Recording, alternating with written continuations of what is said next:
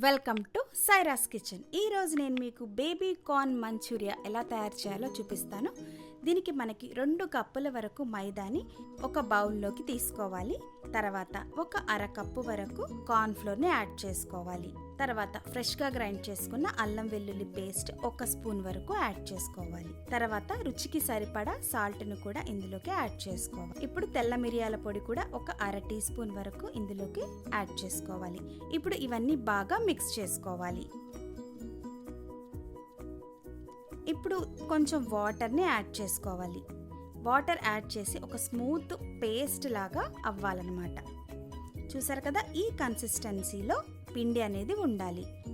ఇప్పుడు దీనికి ఒక హాఫ్ టీ స్పూన్ వరకు కారం వేసుకొని మళ్ళీ ఒకసారి బాగా కలుపుకోవాలి. ఇప్పుడు ఒక అర కేజీ వరకు బేబీ కార్న్ పీసెస్ని మనం ఈ బ్యాటర్లోకి వేసుకోవాలి. ఈ పిండిలోకి వేసుకున్న తర్వాత దీన్ని బాగా మిక్స్ చేసుకోవాలి. అంటే ఆ పిండి ప్రతి ఒక్క బేబీ కార్న్ పీస్కి పట్టేలాగా కలుపుకోవాలి. ఇప్పుడు ఒక ప్యాన్లో ఆయిల్ వేసుకోవాలి డీప్ ఫ్రై కోసం. ఆయిల్ కొంచెం వేడైన తర్వాత ఈ బేబీ కార్న్ పీసెస్ అన్నిటిని కూడా ఆయిల్లో వేసి డీప్ ఫ్రై చేసుకోవాలి. ఇవన్నీ బాగా ఫ్రై అవ్వాలి, అంటే గోల్డెన్ బ్రౌన్ కలర్ వచ్చే వరకు వీటిని బాగా వేయించుకోవాలి. చూసారు కదా, ఇలా అయిపోయిన తర్వాత వాటిని మనం తీసేసి ఒక టిష్యూ పేపర్ పెట్టుకొని ప్లేట్ మీద దాంట్లో వేసుకోవాలి. ఏమన్నా ఆయిల్ ఉంటే అదంతా టిష్యూ పేపర్ తీసేసుకుంటుంది. ఇంకా మిగిలిపోయిన పీసెస్ ఉంటాయి కదా, అవి కూడా మళ్ళీ ఇంకో ట్రిప్ ఫ్రై చేసుకోవాలి.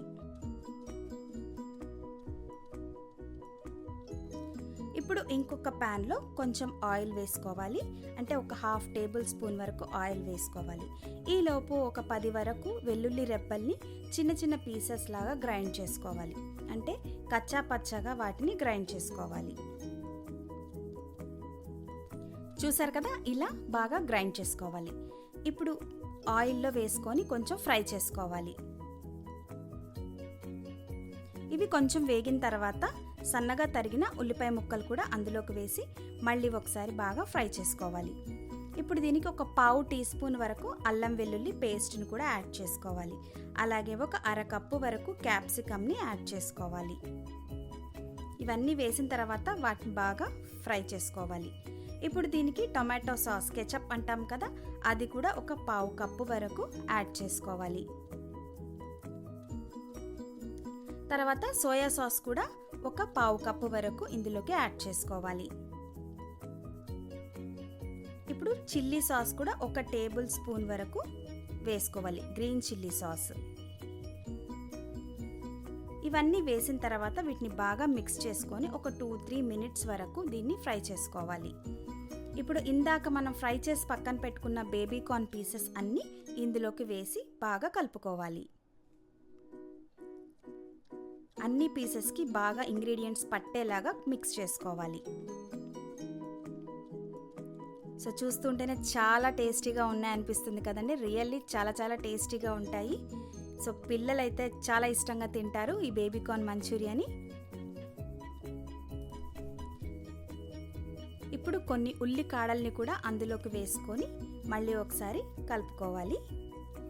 అంతేనండి, అయిపోయినట్టే. లాస్ట్ అండ్ ఫైనల్ ఆనియన్స్తో గార్నిష్ చేశారంటే బేబీ కార్న్ మంచూరియా అనేది రెడీ అయిపోయింది. సో చాలా చాలా టేస్టీగా ఉండే బేబీ కార్న్ మంచూరియా ఈరోజే ట్రై చేయండి. అండ్ ఎలా కుదిరిందో మాకు కామెంట్ చేయండి.